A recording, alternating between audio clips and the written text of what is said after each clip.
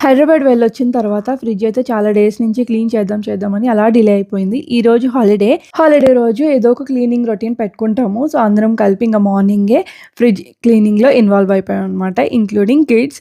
So, వాళ్ళు కూడా అంటే ఇంకా ఆడుకుంటూ అలా మాట్లాడుకుంటూ ఈజీగా అయిపోతుంది. వర్క్ చేసినట్టు కూడా తెలీదు. ఒక 2 వీక్స్ నుంచి అలా డిలే అవుతుంది. శ్రీకాంత్ ఇంకా రిషిది ఈ పని అని చెప్పి ఇద్దరు తీసుకున్నారనమాట. సో, వాళ్ళిద్దరైతే క్లీన్ చేస్తున్నారు. అండ్ మిగతా పనులు నేను చేస్తున్నాను. లైక్ ఇల్లు క్లీనింగ్, బ్రేక్‌ఫాస్ట్‌కి ప్రిపేర్ చేయడం అండ్ మధ్య మధ్యలో వీళ్ళకి మిల్క్, వాటర్ అందించడం అలాంటివన్నమాట.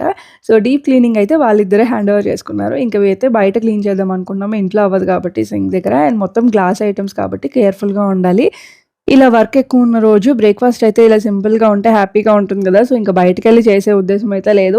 ఇంట్లో ఇడ్లీ ఆర్ దోస బ్యాటర్ ఉంటే ఈజీగా అయిపోతుంది బ్రేక్‌ఫాస్ట్. అండ్ ఫ్రిడ్జ్ పైన ఇలా క్రీపర్ ప్లాంట్ పెట్టాను కదా! అక్కడ నేను మోస్ట్‌లీ ఎక్కువ వీడియోస్ చేస్తాను. టైం ఎక్కువ స్పెండ్ చేస్తాను. లైక్ వంట చేస్తున్నప్పుడు కూర్చుంటాను. బావుంటదని అక్కడ పెట్టాననమాట. అది రియల్ ప్లాంట్ అనమాట. ఆర్టిఫిషియల్ కాదు. బట్ ఇంట్లో కూడా బానే గ్రో అవుతుంది.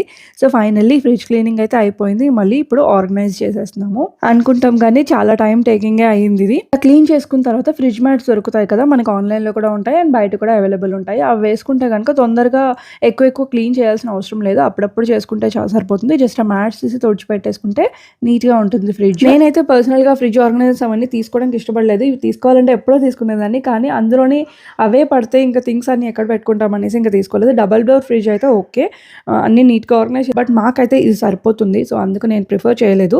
ఎంతైతే అవసరమో అదే తీసుకున్నాను. అండ్ నేను ఎక్కువ స్టోర్ కూడా చేయాలనుకోవట్లేదు. మాక్సిమం ఫ్రిడ్జ్‌లో స్టోర్ చేసినప్పుడు గ్లాస్ గానీ, లేకపోతే ప్లాస్టిక్ గానీ యూజ్ చేస్తే పవర్ తక్కువ అవుతుందంటారు. బట్ ఇంక మనం రెగ్యులర్ యూజ్‌లోని కొన్నైతే స్టీల్ వాడాల్సొస్తది. డీప్ ఫ్రిడ్జ్‌లో మోస్ట్‌లీ నేను ఎక్కువ రెగ్యులర్‌గా యూజ్ చేయలేనివి పెడతాను. లైక్ శనగపిండి, మైదా పిండి ఇలాంటి ఫ్లవర్స్ అన్నీ ఉంటాయి కదా! ఫ్లవర్స్ అన్నీ కూడా అందులో పెట్టేస్తాను. అండ్ డైరీ ప్రొడక్ట్స్ అండ్ ఈ సాసెస్ ఇవన్నీ కూడా పైన మిల్క్‌ది ఉంటుంది కదా!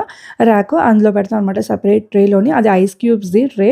సో, నేను ప్రెజెంట్ ఐస్ క్యూబ్స్ అవి యూజ్ చేయం కాబట్టి ఇంక నేనదైతే దానిలా యూజ్ చేస్తున్నాను. సో, నేనైతే సింపుల్‌గా ఏవి కావాలో అవి మాత్రం సింపుల్‌గా ఇలా నీట్‌గా ఆర్గనైజ్ చేసేసుకున్నాననమాట. కంప్లీట్ ఫ్రిడ్జ్ టూర్ కావాలి అంటే జస్ట్ కామెంట్ చేయండి. నేను ఇంకొక వీడియో సెపరేట్‌గా చేసి పెడతాను. అండ్ ఫ్రిడ్జ్ పైన చూస్తే అది ఇంకా క్లీన్ చేయలేదు. అది ఎన్ని సార్లు చేసినా సరే అది ఫుల్ అయిపోతూనే ఉంటది. బట్ దానికి కూడా ఒక ఇనిషియేటివ్ తీసుకోవాలి. సో, మళ్ళీ నెక్స్ట్ వీడియోలో కలుద్దాము. ఈ వీడియో అయితే ఇక్కడితో ఎండ్ చేస్తున్నా. కొత్తగా చూస్తున్న వాళ్ళు సబ్స్క్రైబ్ చేసుకొని లైక్ చేసేయండి వీడియోని. So, by. Take care.